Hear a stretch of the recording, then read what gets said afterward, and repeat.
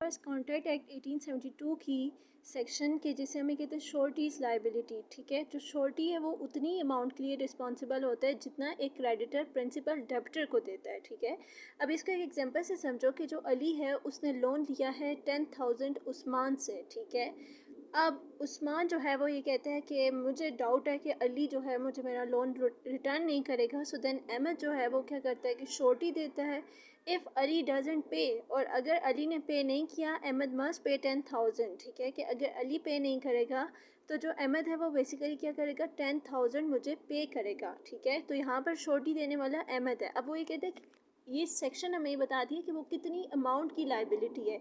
तो जितनी अमाउंट जो है वो अली ने लोन में दी थी उतनी अमाउंट श्योरिटी अहमद पे भी लाइबिलिटी है कि अगर जो डेप्टर है कर्ज लेने वाला वो कर्ज वापस नहीं कर सकेगा तो फिर अहमद को उतनी ही अमाउंट वापस करनी पड़ेगी, अनलेस कि उनके दरमियान कोई ऐसा एग्रीमेंट होता है कि जिसमें वो ये कहते हैं कि अगर ये जो प्रिंसिपल डेप्टर है जिसने कर्ज लिया है अगर ये नहीं देगा तो फिर जो क्रेडिटर है, सॉरी, फिर जो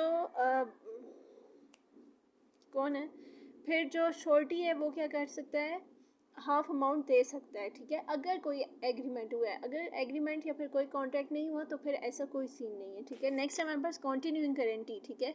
कॉन्टिन्यूइंग गारंटी ये वो गारंटी होती है जिसमें बहुत सारी ट्रांजेक्शन्स होती हैं, ठीक है, नॉट जस्ट वन, ठीक है। अब देखो अभी हमने एग्जांपल ली ना कि जो अली है उसने लोन दिया अहमद को, ठीक है। अली ने लोन दिया किसको, उस्मान को। अब अगर हम ये कहते हैं ये तो एक ट्रांजेक्शन थी, लेकिन अगर अली मल्टीपल लोन्स देता है उस्मान को और इन रिटर्न अहमद क्या करता है श्योरिटी देता है उन मल्टीपल लोन्स की, तो वो बेसिकली होता है हमारे पास कॉन्टिन्यूइंग गारंटी। अब इसकी एग्जांपल सुनो कि कॉन्टिन्यूइंग गारंटी वो होती है that has many transactions not only one, ठीक है। A shop owner gives goods to Ali, के एक शॉप का ऑनर है और वो चीज़ें देता है अली को on credit many times in a month, ठीक है। कि एक महीने में कई मरतबा वो उससे राशन लेकर आता है, ठीक है, और वो उधार में लेकर आता है and it comprises of many transactions, और उसकी बहुत सारी ट्रांजेक्शन्स हैं। ट्रांजेक्शन्स मतलब कि वो एक मरतबा उधार नहीं लेता बल्कि एक से ज़्यादा दफ़ा कई दफ़ा लेता है महीने में, ठीक है। अब अहमद उसकी मल्टीपल जो उसने ट्रांजेक्शन्स हैं, ठीक है, उसके जो मल्टीपल ये जो लोन है वो उसकी गारंटी देता है, ठीक है। और वो ये कहता है कि इफ़ अली डजेंट पे for these purchases I will pay, कि अगर अली ये जो महीने में 10-12 दफ़ा राशन लेकर जाता है अगर ये नहीं दे सका तो फिर इसकी जगह मैं पे करूँगा। So this is a continuing guarantee because it covers many transaction. ये एक कॉन्टिन्यूइंग गारंटी है क्योंकि इसमें बहुत सारी ट्रांजेक्शन्स हैं, ठीक है। Section number 130 is about revocation of continuing guarantee. सबसे पहले समझो कि what is continuing guarantee. Continuing guarantee is a guarantee which has many transactions, ठीक है। ट्रांजेक्शन्स बेसिकली क्या होता है कि is a deal, is a business deal where something is given and in return something is receive, ठीक है। Transaction वो होती है कि जिसमें आप कोई चीज़ किसी को देते हैं, ठीक है, और इन रिटर्न वो आपको कोई चीज़ देता है, ठीक है। अब इसकी एग्जांपल लो कि आप एक शॉप पे जाते हैं, ठीक है, स्टेशनरी पे जाते हैं आप, वहाँ पर आप उसे कहते हैं मुझे ये बुक्स, आप उसे नाम बताते हैं और कहते हैं ये बुक दो, ठीक है। इन रिटर्न आप उसे क्या करते हैं पेमेंट देते हैं। तो यहाँ पर चीज़ें क्या हो रही हैं, एक्सचेंज हो रही हैं। शॉपकीपर की बुक आपके पास आ रही है, आपके पैसे शॉपकीपर के पास जा रहे हैं, ये होती है ट्रांजैक्शन। फिर उसके बाद लोन के एग्जांपल में हम ये एग्जांपल समझते हैं कि एक बंदा तो लोन दे रहा है तो दूसरा बंदा फिर क्या दे रहा है, ठीक है। और हम कॉन्टिन्यूइंग गारंटी तो दी लोन के लिए जाती है, ठीक है।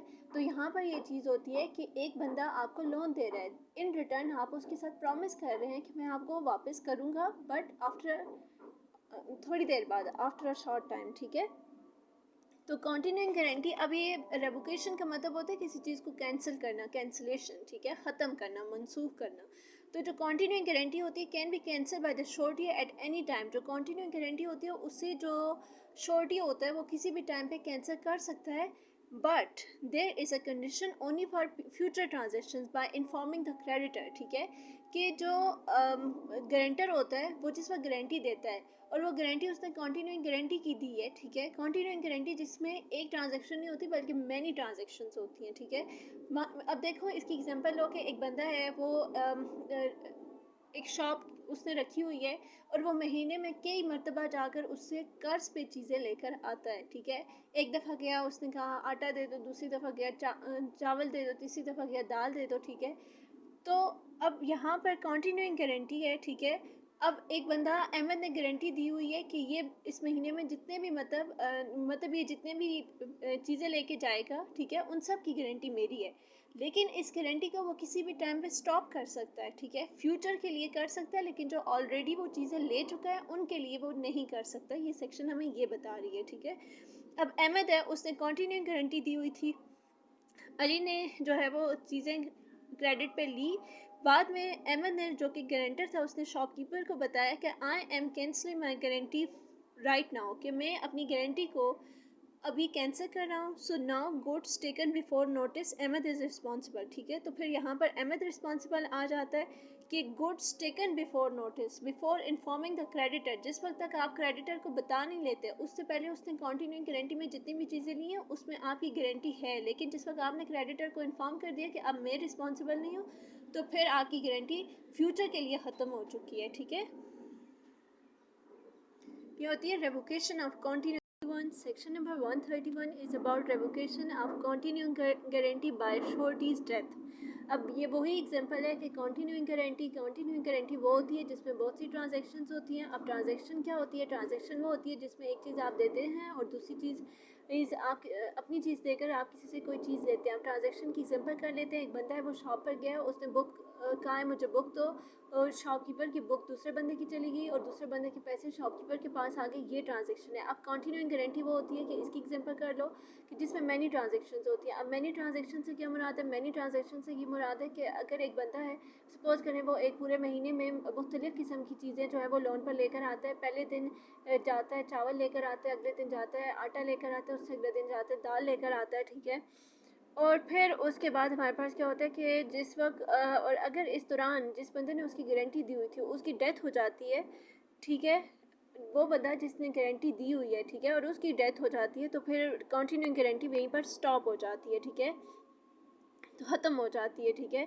अब इसकी एग्जांपल कर लो कि अहमद ने कंटिन्यू गारंटी दी हुई थी अली के बिज़नेस के लिए। Ali already bought goods on credit, लेकिन जो अली है उसने ऑलरेडी चीज़ों को क्रेडिट्स पे उधार पे जो है वो ख़रीदा हुआ था। देन अहमद डाइज और अहमद मर गया। Now old credit still covered, ठीक है। तो जो ओल्ड चीज़ों की गारंटी है वो तो जो मरने वाला है उसकी जो बाकी जो प्रॉपर्टी वगैरह है, ठीक है, उससे बेचकर वो उससे कंपनसेट करेंगे, लेकिन उसके मरने के बाद जो है वो कवर नहीं की जाएगी, ठीक है। उसके मरने के बाद वो फिर रिस्पॉन्सिबल नहीं है। मतलब जैसे ही एक बंदा मर जाता है ना, तो उसकी गारंटी वहीं पे ख़त्म हो जाती है, ठीक है। फिर वो गारंटी नहीं दे सकता। गारंटी हमेशा ज़िंदा आदमी देता है, ठीक है। इस चीज़ को माइंड में रखें।